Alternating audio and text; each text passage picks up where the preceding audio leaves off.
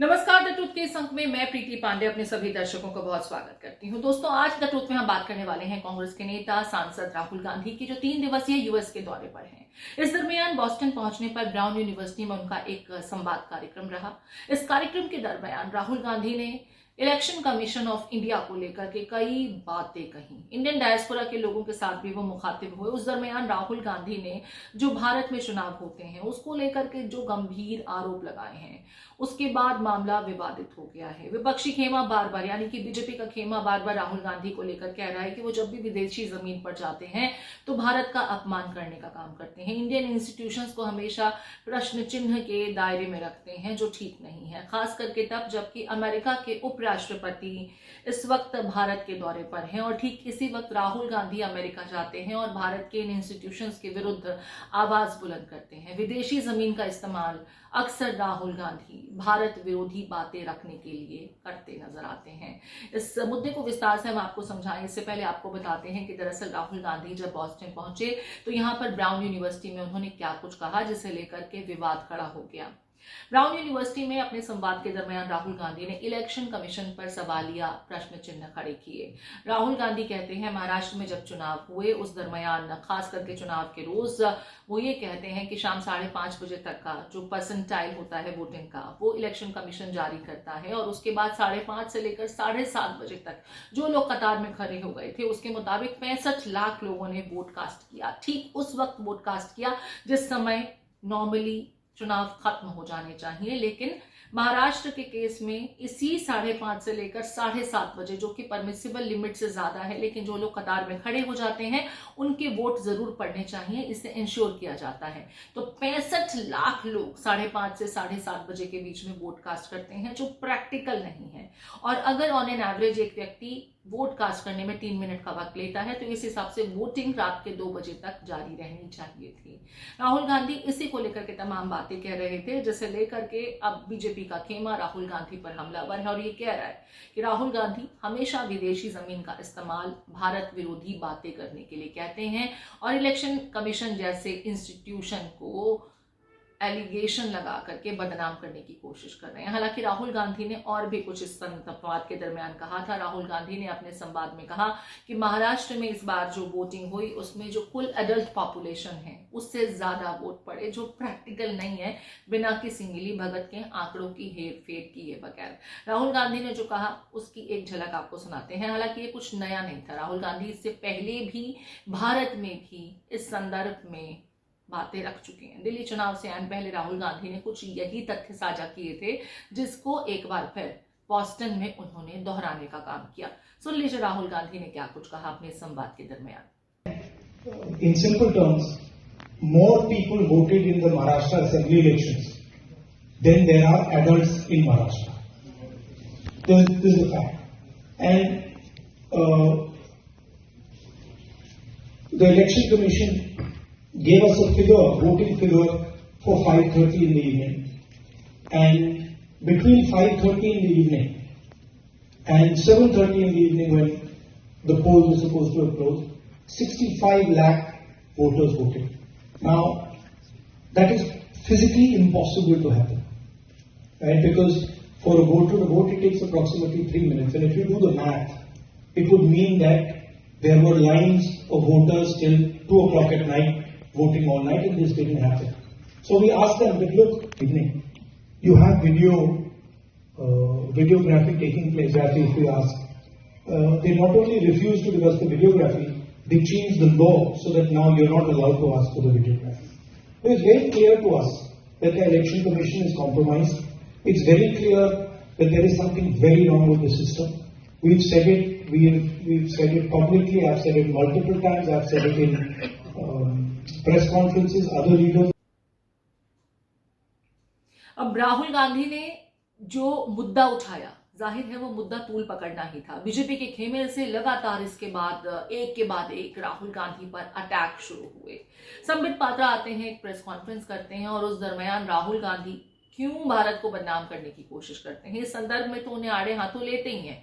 मुद्दा national Herald का उठा दिया गया, मुद्दा प्रियंका गांधी वाड्रा का जो वायनाड का चुनाव था उसका भी उठा कि जब चुनाव के नतीजे इनके फेवर में आते हैं तब इलेक्शन कमीशन कॉम्प्रोमाइज नहीं होता है, लेकिन बाकी समय इन्हें इलेक्शन कमीशन की विश्वसनीयता पर प्रश्न चिन्ह खड़ा करना बहुत आसान लगता है और इसी चीज के लिए ये लोग जाने जाते हैं। जरा सुन लीजिए संबित पात्रा इस मुद्दे पर राहुल गांधी को लेकर किस तरीके से हमलावर नजर आए।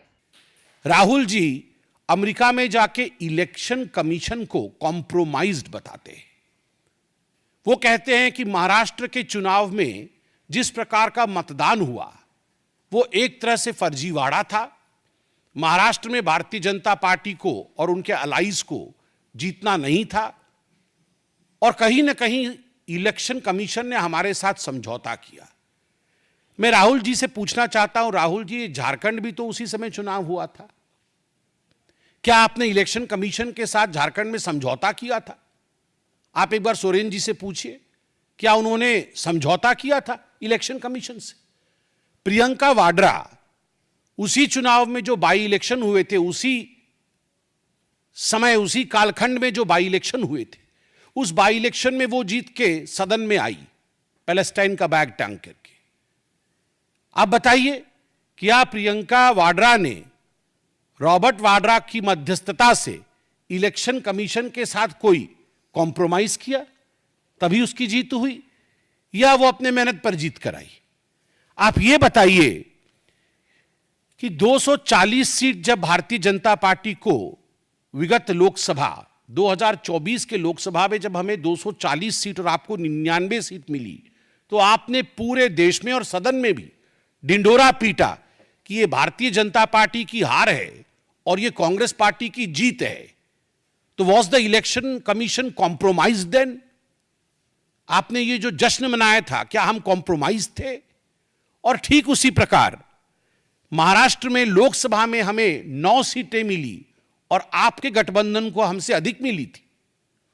तो was the election commission compromise then by you? केवल इतना ही नहीं, आपने सामने बैठा करके सदन में अयोध्या सीट हम हार गए, इस प्रकार से आपने पूरा सेलिब्रेशन किया। क्या इसके पीछे आपका किसी प्रकार का कॉम्प्रोमाइज था इलेक्शन कमीशन के साथ? किस प्रकार से यह संभव हुआ? क्योंकि भारत में आज फ्री एंड फेयर इलेक्शन होता है, भारत में आज सजीव लोकतंत्र है, इसी कारण यह संभव हुआ। विदेश की भूमि में जाकर भारत पर इस प्रकार हमले करने वाला राहुल गांधी याद रखे कि वो 50,000 की बेल पर बाहर है, वो गुनहगार है, वो भ्रष्ट है, उसने चोरी की है, डकैती की है। नेशनल हेराल्ड का केस चोरी का केस नहीं है, डकैती का केस है। 5,000 करोड़ की प्रॉपर्टी का मात्र 50 लाख रुपए देकर और 440 करोड़ रुपए का इनकम टैक्स गबन करके उसे चोरी और भ्रष्टाचारी नहीं कहते हैं, वो डकैती होती है। मां बेटे ने डकैती की है और डकैती करने के बाद इनकी इतनी हिम्मत है कि विदेश की भूमि में जाकर आप हिंदुस्तान के लोकतंत्र के ऊपर उंगली उठाते हैं। राहुल गांधी, आपसे नहीं हो पाएगा हिंदुस्तान में राजनीति, तो जाकर के किसी और देश से चुनाव लड़िए, मगर जिस थाली में खाते हैं अगर उस थाली में आप छेद करेंगे तो आप देशद्रोही कहलाएंगे। हम नेशनल हेराल्ड में एडवर्टाइजमेंट देंगे और उस एवज में 38 करोड़ रुपया जो है ये मां बेटे ने ले लिया। 38 करोड़ रुपए मां बेटे ने लिया है बोगस एडवर्टाइजमेंट के लिए। क्या एडवर्टाइजमेंट? ना हम नेशनल हेराल्ड में एडवर्टाइजमेंट देंगे। जब लिस्ट देखा ईडी ने तो किसका एडवर्टाइजमेंट है? कोई गुड्डू सिंह है, कांग्रेस पार्टी का कोई छोटा सा नेता है, और उसने बोला है मेरे बेटे के जन्मदिन की बधाई मैं दूंगा उस पेपर में, और किसी ने बोला है मैं सोनिया जी के जन्मदिन की बधाई दूंगा, उसके लिए मैं 50 लाख रुपए देता हूं। अरे जब पेपर ही छप नहीं रहा है तो एडवर्टाइजमेंट कहां दोगे? तो ये जो बोगस एडवर्टाइजमेंट है उसके नाम पर 38 करोड़ रुपया लिया है। ठीक उसी प्रकार बोगस डोनेशन कि हम नेशनल हेराल्ड के लिए डोनेशन देना चाहते हैं और कई लोगों ने डोनेशन दिया। एक बहुत बड़ी लिस्ट बना करके 18 करोड़ रुपए डोनेशन का जनरेट किया, मगर जब डोनर लिस्ट देखा गया तो लिस्ट ही नहीं है। किसने दिया भैया ये डोनेशन? जब अखबार ही नहीं छप रहा है तो काहे का डोनेशन? तो 18 करोड़ रुपए बोगस डोनेशन आपने लिया है और बोगस एडवांस रेंट। बिल्डिंग है नेशनल हेराल्ड की, बहादुर शाह जफर मार्ग पे सबसे बड़ी बिल्डिंग है। हम रेंट लेंगे इस बिल्डिंग में, कल से हम यहां पर कॉमर्शियल एक्टिविटी शुरू करेंगे, यह करके लगभग अनेकों कंपनियों ने 38 करोड़ रुपए डोनेट कर, मतलब एडवांस रेंट दे दिया कि हम अगले महीने से वहां अपना कॉमर्शियल गतिविधि आरंभ करेंगे। मगर किसी प्रकार का कॉमर्शियल गतिविधि वहां नहीं है। जब चेकिंग किया गया तो ये जो 18 करोड़ रुपए का बोगस डोनेशन है, ये जो एडवांस रेंट है 38 करोड़ रुपए का, और जो 29 करोड़ का बोगस एडवर्टाइजमेंट है, ये सारे पैसे कहां गए? कुल मिलाकर के ईडी कहती है ये प्रोसीड ऑफ क्राइम्स जो है ये 988 करोड़ का है। ये 988 करोड़ का बोगस डोनेशन आखिरकार मां बेटे के जेब में गया है। तो मां बेटे को लगता है कि वो बच जाएंगे, तो गलत है। They are not going to be excused and they are not going to be saved. The law is going to take over and catch them. BJP के खेमे के और भी कई चेहरे हैं जिन्होंने राहुल गांधी द्वारा बोस्टन में दिए गए इस स्टेटमेंट की भर्त्सना की है और कड़ी प्रतिक्रियाएं मिल रही हैं।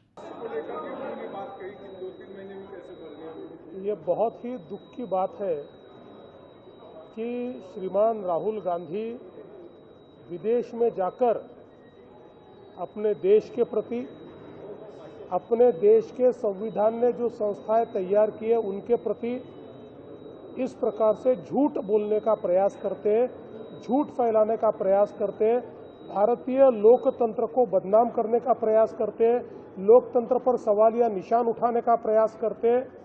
ये बहुत ही निंदनीय इस प्रकार से उनका काम चल रहा है।